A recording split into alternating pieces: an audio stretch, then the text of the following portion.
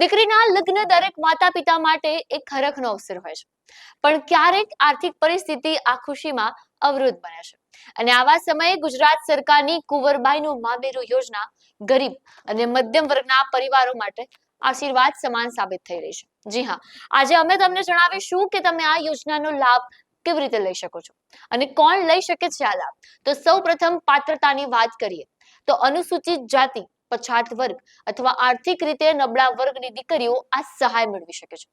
પરિવારની વાર્ષિક આવક 6 લાખ રૂપિયા સુધીની હોવી જોઈએ. અને ખાસ યાદ રાખજો, લગ્નના 2 વર્ષની અંદર જ આ માટે ઓનલાઈન અરજી કરાવવાની રહે છે.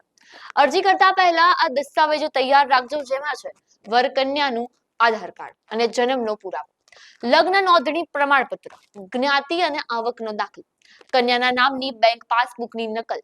અરજી કરવા માટે તમારે eSamajKalyan.gujarat.government.in પોર્ટલ પર જવાનું રહેશે. એટલે કે eSamajKalyan.gujarat.gov.in.